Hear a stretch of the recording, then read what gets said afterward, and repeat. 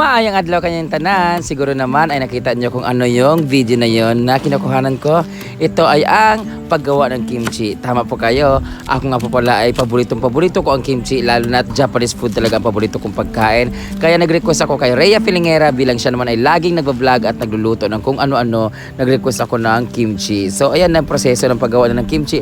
Napakasimple lang nitong kimchi na to. Walang iba-ibang mga kung ano-anong mga may apple. May masarap yung may kagaya kay Miss Cynthia na may apple, may mangga, may mga labanos. Napakasarap talaga yun. Sa amin, langaw lang talaga. At saka yung sangkap lang na yan. So ito na ang paggawa niya ng kimchi. Makikita niyo naman, hindi ko na-explain isa-isa pa. Basta siya lang po ang gumawa niyan. Sinabi ko lang sa kanya na gumawa at binidyo niya para makita ko kung paano gawin. At syempre, kita mo naman siya pag naggawa, diba? Siya lang din ang nag-video niyan. Iba't ibang anggulo kasi busy ako nan para sa aming Christmas party. So siya ay nagluto tapos ako naman ay nanonood lang. So thank you so much Rhea Filingera for this. Please follow and subscribe her YouTube channel Rhea Filingera. Ang dami niya pong ginagawa doon na talaga namang lahat ng request ko na gusto nung kainin talagang niluluto talaga niya. Kaya thank you so much Rhea Filingera. Tingnan niyo po guys, ang galing talaga niya guys. At alam niyo ba, wala siyang cameraman. Para siyang si Miss Cynthia dyan, pero mas magaling lang si Miss Cynthia. Ayan po, siya lang ang gumawa niya ng video na yan kung saan anggulo ang ginagawa niya. Kaya alam niyo, pag kumain kami, pag nagmerienda kami, alas 3 pa yung merienda, alas 9 pa lang gumagawa na siya kasi pag nagluto siya ng bibingka, ng kung ano-ano, mga puto bongbong o kung ano mga niluto niya, nagbibake siya ng mga ganito, gumagawa sa ensaymada, gumagawa siya ng donut. Guys, 4 hours pa guys, gutom na kami guys, hindi pa natatapos ang pagbablog kasi kung saan ang gulo po niya kinukuhanan. Ganun kahirap po mag-vlog ng solo ka lang. Mas maganda yung meron kang cameraman, meron kang editor. Siya lang po ang gumagawa ng kagaya kami Cynthia. Kaya kudos talaga sa lahat ng mga gumagawa ng vlog na sila lang din yung nag-edit, nagkakamera. Tapos hirap na hirap talaga. Pinaghihirapan po talaga bawat anggulo. Lahat ginagawa talaga. Hindi yung kukuha ka lang ng video ng iba.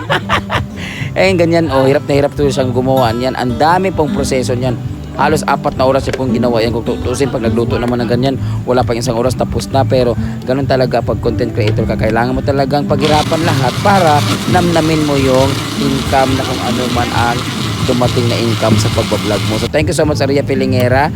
Talagang pinagbigyan niya ako sa paggawa nitong kimchi. So nakita niyo naman po paano proseso ng paggawa niya. Ayan na po. So sa lahat ng mga nagtatanong dyan, maraming salamat po sa pagtanong kung bakit si Rhea ay lagi nagluluto ng ganito, ganyan. Siya po talaga ay talagang masugid talaga na gumagawa ng ganyan. At talagang her hard work pays off. Basta worth it naman yung pag ganyan niya kasi talagang siya ang may pinakamalaki talaga na income na very raw talaga yung ginagawa niya sa mga Facebook niya, sa live niya, sa Facebook niya, sa YouTube niya.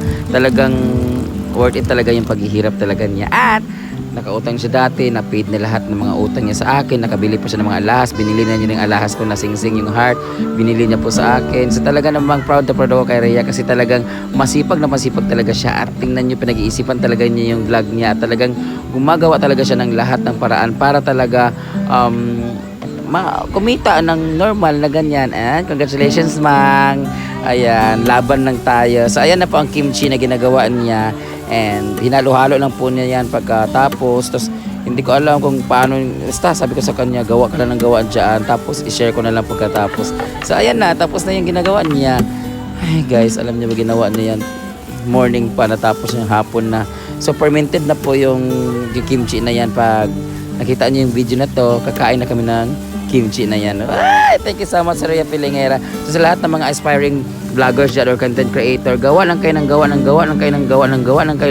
mga videos. Malay nyo one day mapansin din yan, lalo na ngayon usong-uso yung mga mini vlog na ganyan, yung bina-voice over yung asan na parang paggawa ng kimchi, tapos kinain namin yung kimchi, tapos lasang ganito siya. Alam nyo ba, pagkain ng kimchi, kakain kami ng tayo. Ganyan yung sikat na sikat ngayon sa mga vlogs talaga, mini vlogs. Congratulations sa lahat ng mga content creators and thank you so much Rhea Filingera. So ito na, ibabalot na natin or ilalagay natin sa grapon ang kimchi. Okay, enjoy watching and thank you so much. Please share. Saba pa natin buwan. Ano natin yung kimchi niya?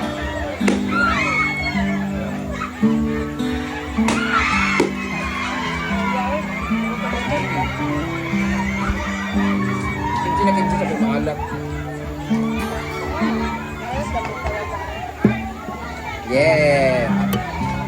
siya, salted kimchi. Yes.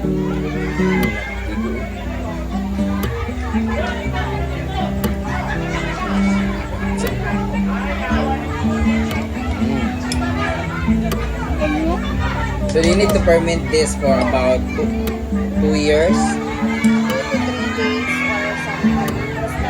No, 2 to 3 days. Sabot ikaparap pa. This is called ginamos kimchi. This is kimchi. Himarap man kayo po. Ilaway kay Jake. Laot kayo eh. Wala pa man good na siya na ferment. Sabi ka ni siya kanon. Ibang ma-taste ang cabbage pa nga. Ay, alatan man ini mga cabbage na. So, pero giugasan ako ang cabbage 3 times. Wala pa man siya kuan cute i-blend yan po. Wala ka video. Hindi.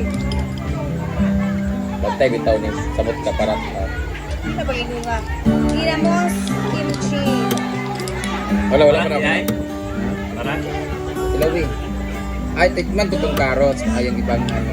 Oh, sige, ang carrots kaya wala man dyan na siya nabutang ang asin. Ang cabbage naman. Hindi maalat. Siguro yung cabbage lang kasi cabbage yung nababad sa asin.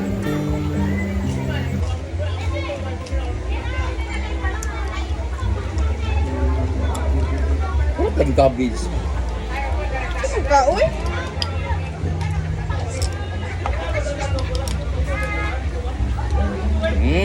Parang siya. Yung cabbage mo nagkarap. Ang dili mo ng carrot.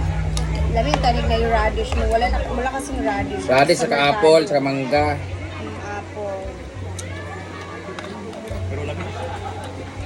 Alam mo siya, ang katuroon siyang yung repolyo lang yung medyo maalat-alat kasi Kaya ka, kutsara sige pala yung binabad niya sa asin. Yan, tapos na siya. Ito na lang gawin nating negosyo, ma'am. Sa negosyo, nalilito na. Kada yun. Diba guys? Yay! And then, tatakpan natin siya. Wala tayo Lagay tissue, sa di ba? ref. Saan eh? Muna saan eh? Sa ito sa punasan kasi ilagay ito sa ref. Dili ah. Nilalagay ng nila yan sa mga Koreans. Diba guys? Sa cabinet naman siya. Diba? Pag nag-ferment ka, you need to put it in a refrigerator, in the fridge. Putsada ka itong vlog ni Marian nga di-track na si Kuan. Ay! Ang ganda! Yay! Okay, down. Uy, manood tayo sini bukas. 3-1. Thank you so much, Rhea Pilingara, for this is my request. Oo. Kaya gumawa talaga ako guys. We're going to wash this one bago ilagay sa Hindi ref. ko ginawa. Thank you, ma'am! Yes, you're welcome. Thank you guys for watching. Thank you, Goddess Rhea and Goddess Thank you, Senna Jija. Placer. Ay! Mga Goddess ng plastic. Guys, ba talaga? Goddess of the plastic. Goddess of Sip Sip Jigjag.